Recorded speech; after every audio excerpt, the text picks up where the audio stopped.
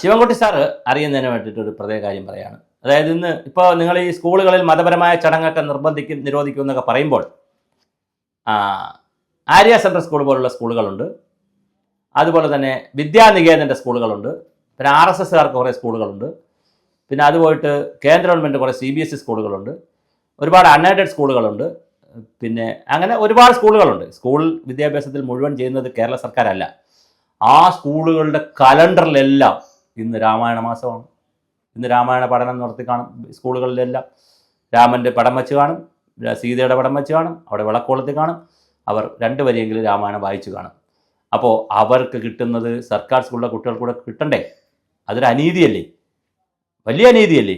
കാരണം CBSE സ്കൂളുകളിലും ICSE സ്കൂളുകളിലും വിദ്യാനികേതന സ്കൂളുകളിലും ആര്യ സെൻട്രൽ സ്കൂളുകളിലും പിന്നെ ചിന്മയ മിഷൻ സ്കൂളുകളിലും അങ്ങനെ തുടങ്ങിയിട്ടുള്ള എല്ലാ സ്കൂളുകളിലും ഇത് വളരെ മനോഹരമായി ഇന്ന് രാമായണം അവരുടെ കലണ്ടറിൽ തന്നെയുണ്ട്. വിദ്യാഭ്യാസത്തിൻ്റെ അവരുടെ ഇയർ വൈസ് കലണ്ടറിൽ തന്നെ, ആക്ഷൻ പ്ലാൻ കലണ്ടറിൽ തന്നെയുണ്ട് രാമായണം. ഇന്നത്തെ 17-ാം തീയതി കർക്കിടക 1 രാമായണ മാസാചരണം എന്നുണ്ട്. അപ്പോൾ ഇന്ന് നടക്കും.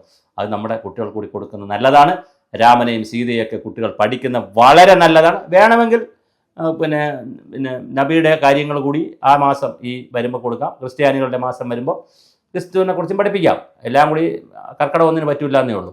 രാമനെയും സീതയൊക്കെ കുട്ടികൾ പഠിക്കട്ടെ. മര്യാദ പുരുഷോത്തമനായിട്ടുള്ള രാമനെയും അതുപോലെ സീതയും ഒക്കെ കുട്ടികൾ വായിക്കുകയും പഠിക്കുകയും ചെയ്യുന്നത് വളരെ നല്ലതാണ്.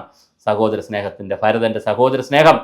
രാജ ഇവിടെ ചെരുപ്പ് വെച്ചിട്ട്, പാതകം വെച്ചിട്ട് ഭരിക്കുന്ന സഹോദരനെ പറ്റാത്തതുകൊണ്ട് അനിയൻ രാമൻ്റെ ചെരുപ്പ് കൊണ്ടുവന്ന് വെച്ചിട്ട് കസേരയിൽ പോലും ഇരിക്കാതെ ഭരിക്കുന്നതൊക്കെ നമ്മൾ കാണുന്നതാണ്, ചരിത്രത്തിൽ വായിച്ചിട്ടുള്ളതാണ് കഥയിൽ. അതുകൊണ്ട് മനോഹരമായ രീതിയിലാണ് ഇത് നടക്കുന്നത്. അത് നടക്കട്ടെ. അതിനുവേണ്ടി പിന്നെ ഒരു കാര്യം കൂടെ താങ്കളെ ശ്രദ്ധപ്പെടുത്താം. എനിക്ക് ഈ വീഡിയോയിൽ ഉൾപ്പെടുത്താൻ കഴിയാവുന്നില്ല. അതുകൊണ്ടാണ് മലപ്പുറം ജില്ലയിലെ ഒരു സ്കൂളിൽ, ഒരു വിദ്യാധിരാജ സ്കൂളിൽ ഒരു മുസ്ലിം പെൺകുട്ടിയുടെയും അവിടെ പഠിക്കുന്ന കുട്ടിയുടെയും ഉമ്മയുടെയും ഒരു ബൈറ്റ് കറങ്ങുന്നുണ്ട് സോഷ്യൽ മീഡിയയിൽ. എനിക്ക് തോന്നുന്നത് ശിവൻകുട്ടി സാറിനും കിട്ടാൻ സാധ്യതയുണ്ട്, കിട്ടുവാൻ കാണണം. മുസ്ലിം കുട്ടിയാണ്. ആ കുട്ടി പഠിക്കുന്നത് ഈ ഒരു വിദ്യാധിരാജ സ്കൂളിലാണ്, CBSE സ്കൂളിലാണ്.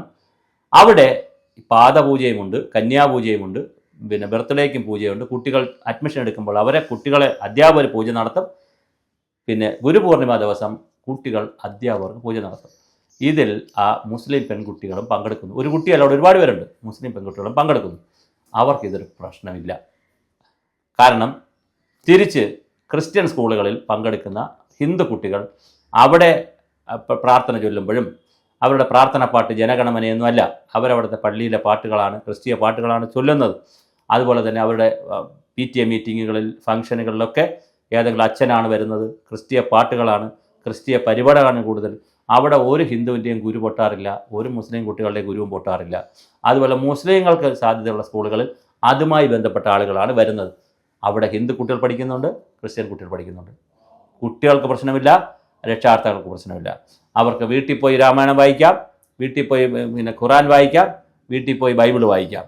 പല സ്കൂളുകളിൽ ഇത് ചെയ്യുന്നുണ്ട്. ആഹാരത്തിന് മുമ്പേ കുരിശ് വരയ്ക്കുന്ന സ്ഥലങ്ങളുണ്ട്, ആഹാരത്തിന് മുമ്പേ പ്രാർത്ഥിക്കുന്ന സ്ഥലങ്ങളുണ്ട്, രാവിലെ പ്രാർത്ഥിക്കുന്ന സ്ഥലങ്ങളുണ്ട്. അങ്ങനെ ഒരുപാട് കാര്യങ്ങൾ കുട്ടികളുടെ നന്മയ്ക്ക് വേണ്ടി ചെയ്തു കൊടുക്കുന്നുണ്ട്. അതുകൊണ്ട് ഇത് നിരോധിക്കാൻ നടക്കുമ്പോൾ കുറച്ച് കുട്ടികൾക്ക് കിട്ടുന്നു എന്നുള്ള കാര്യം കൂടി ശിവൻകുട്ടി സാർ മനസ്സിലാക്കുക. അല്ലെങ്കിൽ ശിവൻകുട്ടി സാറിന് ചെയ്യാവുന്നൊരു കാര്യം CBSE സ്കൂളുകളിലെയും ICSE സ്കൂളുകളിലെയും ആര്യ സെൻട്രൽ സ്കൂളുകളെ, ഇതുപോലത്തെ സ്കൂളുകളെല്ലാം നമുക്ക് കട്ട് ചെയ്ത് കളയാം. അതിനെ മാറ്റാനുള്ളൊരു നിയമം കൂടെ കൊണ്ടുവന്നാൽ തുല്യത, സോഷ്യലിസം. അല്ലാത്തടത്തോളം കാലം അപ്പുറത്തെ കുറേ കുട്ടികൾക്ക്, അതും സമ്പന്ന കുട്ടികൾക്കാണ് കിട്ടുന്നത്. സമ്പന്ന കുട്ടികൾക്ക് കിട്ടുന്നത് താങ്കളുടെ ഭാഷയെ പറഞ്ഞാൽ ദരിദ്ര പിള്ളേർ പഠിക്കുന്ന കുട്ടികൾക്കൂടെ കിട്ടിക്കോട്ട് മാഷേ, അത് കൊടുക്കുകയല്ലേ നല്ലത്. അതിനുള്ള നിയമ നടപടി ഉണ്ടാകും.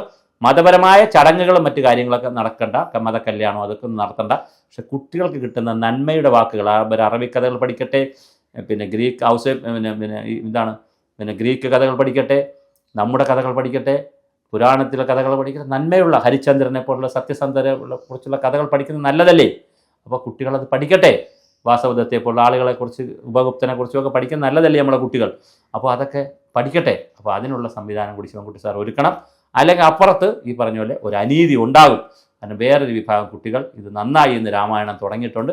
അവർക്ക് ഈ കുറച്ചുകൂടി മെച്ചം വന്നാൽ അപ്പുറത്തെ വീട്ടിലെ കുട്ടികൾക്ക് ഇത് കിട്ടാതെ വരും. അതുകൊണ്ട് അവിടെ സോഷ്യലിസം വരില്ല. നമുക്ക് സോഷ്യലിസമാണ് ആവശ്യം, മതേതരത്വവും ജനാധിപത്യമാണ് നമ്മുടെ മുഖമുദ്ര, ഭരണഘടനയാണ് നമുക്ക് ആവശ്യം. അതുകൊണ്ട് വിവേചനം പാടില്ല എല്ലാവരും ഇതൊന്നിച്ച് പഠിക്കട്ടെ, അല്ലെങ്കിൽ നമുക്ക് അപ്പുറത്തെ നിരോധിക്കുന്നതിനെക്കുറിച്ച് ചർച്ച ആരംഭിക്കാം.